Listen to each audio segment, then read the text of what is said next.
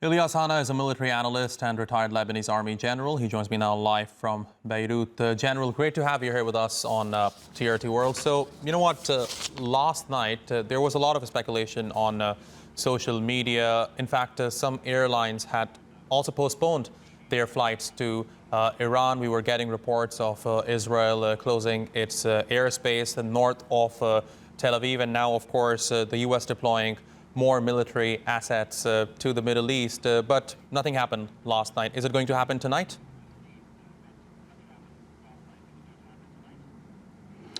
Maybe it's not anymore a surprise. Maybe Jafar, we are going into what we call war termination process prior to the war itself. It's going to be like the 13th and 14th of April, last one, when we saw, cinematically speaking, everything displaying on the screens. And, you know, the Iranians are sending the drones and the cruise missiles as well as the ballistic missiles. And then from the other side, the Israelis, the American, the British, the French, and some Arab countries participating and denying this attack. So now the phase is different. We are in a new phase, totally different from the previous one. Why?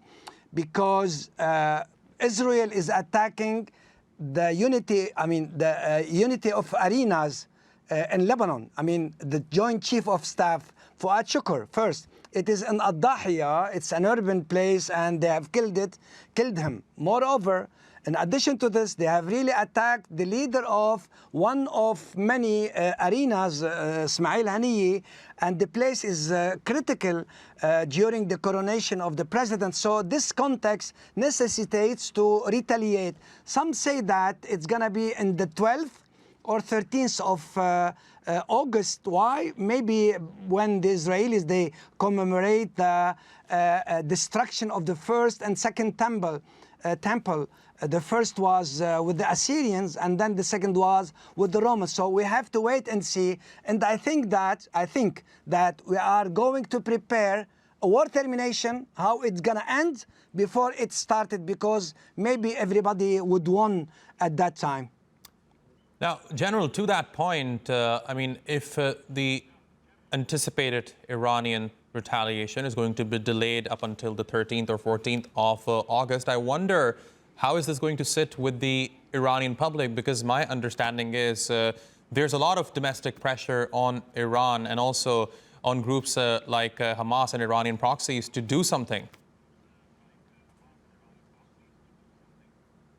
Maybe we have to go and see what the president's son of the new president of Iran have really said in his social media, that this is not the time for war.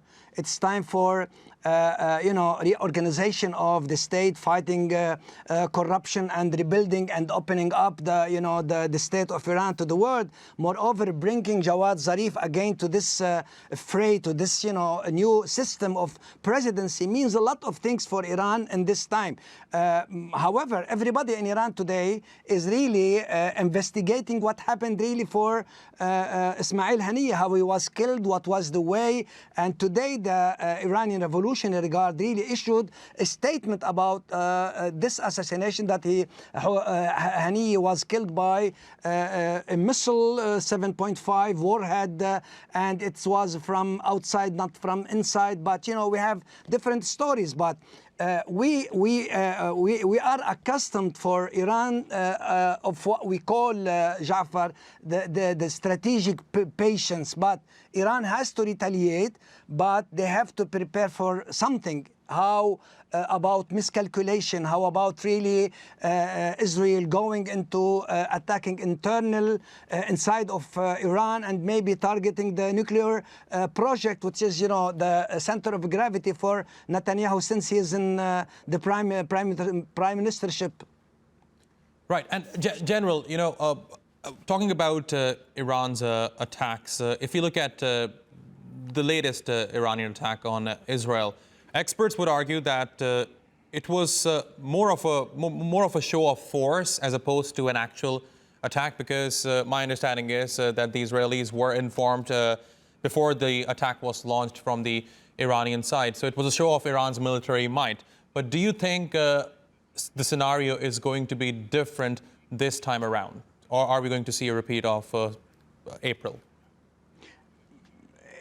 Yeah, it's going to be different for sure, because the stakes are very high for Iran. The honor of Iran, as Secretary Hassan Nasrallah said, that the Israelis had really violated, the code of honor for Iran, and they have to retaliate. It's like exposing the vulnerability of Iran internally. Maybe it's going to be synchronized between this unity of arenas. It's from Iraq, from Houthis, from Lebanon, and from Syria as well, and as well by Iran. The leader would be the leader of this unity of arena, but they have to have some calculation. Will they want to go to full-fledged war in the region? I don't think so. So I think that they are going to target some military assets, highly important military assets, avoiding hitting civilian areas. So it's going to be for this kind of scenarios. Moreover to this, Ja'far, are we going to see like a preemptive strike by Israel or by the United States of America, meaning that they will go and hit the bases from where Iran will go and launch the missiles? I don't think so. I don't know. So we are in like ambiguous situation today. But as I said earlier, everybody is waiting in order to prepare everything, and there is no element of surprise. Even in the first 13th and 14th of April, there was no element of surprise. Right. Now, General, correct me if I'm wrong. See, the ball is in Iranian court right now, and the moment Iran hits back, whether or not it's through ballistic missiles or through Iranian proxies in the region, of course, the ball is going to be with Tel Aviv. I wonder, what would be the likely response from Tel Aviv? Would they be willing to escalate this conflict further? And to what extent do you think the U.S. will be involved in all of this, considering the U.S. has deployed more military assets to the region? The United States of America is avoiding full-fledged war. First. Second, they have promised that they will defend Israel, because Israel for them still a strategic asset.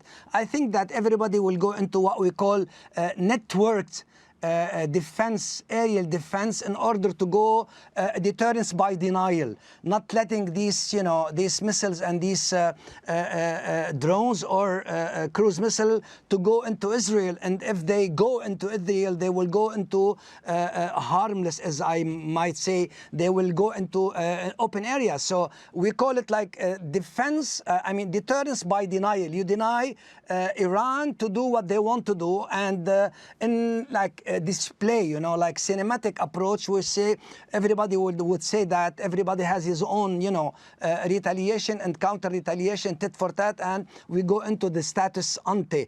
This is the way I see it, unless there would be something very dangerous for Israel to go into some preemptive strike in some places in the region, in Iraq, maybe in Al-Houthi, maybe in Iran. It's going to be dangerous.